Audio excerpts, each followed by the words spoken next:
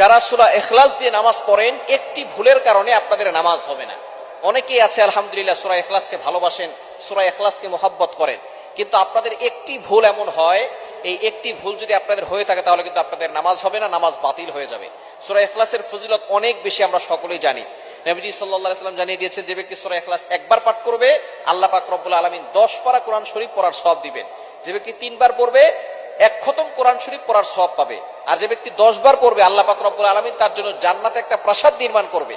এবং আমরা এরকম অনেক হাদিস শুনেছি যে নবীজি সাল্লাল্লাহু আলাইহি ওয়াসাল্লাম জানিয়ে দিয়েছেন, যারা সূরা ইখলাসকে ভালোবাসবে সূরা ইখলাসের ভালোবাসা তাকে জান্নাত পর্যন্ত পৌঁছে দিবে।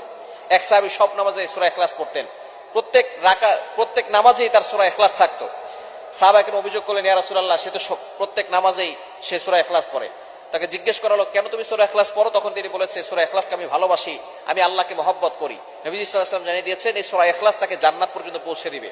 সুতরাং সূরা ইখলাসের ফজিলত অনেক বেশি, কিন্তু আমরা অনেকেই সূরা ইখলাস পড়ি, কুল হুয়াল্লাহু আহাদ আল্লাহুস সামাদ লাম ইয়ালিদ ওয়া লাম ইউলাদ ওয়া লাম ইয়াকুল লাহু কুফুয়ান আহাদ। ছোট্ট সূরা, ফজিলত অনেক বেশি।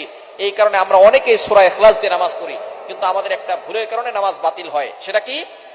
আমরা অনেকে কফের জায়গায় কাফ পড়ি। একটা হচ্ছে কফ আর একটা হচ্ছে কাফ। কাফটা একটু পাতলা হবে, চিকন হবে, আর কফ একটু শক্ত করে পড়তে হবে। অনেকে এই ভুলটা করে। কফ দিয়ে পড়লে কুল হুয়াল্লাহু আহাদ, এটা যদি আপনি পড়েন তাহলে অর্থ হবে, নবী আপনি বলুন আল্লাহ এক, অদ্বিতীয়। আল্লাহ পাক রব্বুল আলামিন তার পরিচয় দিচ্ছেন এখানে। আল্লাহ পাক রব্বুল আলামিন এখানে বলছেন কুল হুয়াল্লাহু আহাদ, এখানে কফ দিয়ে পড়ছেন। কিন্তু অনেকেই ভুল করে, উচ্চারণ সঠিক না হওয়ার কারণে তারা পরে কাফ দিয়ে কুল হুয়াল্লাহ। কুল শব্দের অর্থ হচ্ছে খাওয়া, আপনি খান। হুয়াল্লাহু আহাদ, আল্লাহ এক। সুতরাং কোরআন শরীফের কোন অর্থ যদি চেঞ্জ হয়ে যায় তাহলে আপনার নামাজ হবে না, নামাজ বাতিল হয়ে যাবে। আপনার একটা উচ্চারণের কারণে, যেখানে কফের জায়গায় কাফ পড়তেছেন, যার কারণে আপনার উচ্চারণের কারণে একটা অক্ষর পরিবর্তন হয়ে গেছে, যার কারণে অর্থের চেঞ্জ চলে আসছে।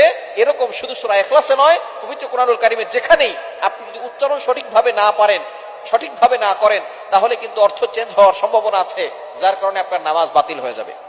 যেখানে আল্লাহ বলছেন কুল হুয়াল্লাহু আহাদ, আল্লাহ এক, নবী হে আপনি বলুন আল্লাহ এক, আল্লাহ অদ্বিতীয়, সেখানে যদি আপনি বলেন কুল হুয়াল্লাহু আহাদ তাহলে অর্থ হবে, নবী আপনি খান, আল্লাহ এক। সুতরাং অর্থ চেঞ্জ হওয়ার কারণে আপনার নামাজ বাতিল হয়ে যাবে। এজন্য অবশ্যই সতর্ক থাকতে হবে। আমরা কোরআন শরীফটা অবশ্যই শুদ্ধ করে পড়ার চেষ্টা করব। দুনিয়ার সবকিছু ঠিকঠাক মতো চলে, শুধু কোরআন শরীফের বেলায় কোরআন শরীফটা শুদ্ধ করে পড়ে না। আপনি কোরআন শরীফ সব না পারেন, যেই সূরাগুলো দিয়ে আপনি নামাজ পড়েন, ছোট ছোট সূরা, এগুলো তো আপনি শুদ্ধ করে পড়তে পারেন। অনেকে সূরা ফাতিহা শুদ্ধ করে পড়তে পারে না, অনেকে সূরা ইখলাস, সূরা ফালাক, সূরা নাস এগুলো শুদ্ধ করে পড়তে পারে না। যেগুলো দিয়ে নামাজ পড়ে সেগুলোই তার শুদ্ধ হয় না। আর নামাজ ভাঙের 1 নাম্বার কারণ হচ্ছে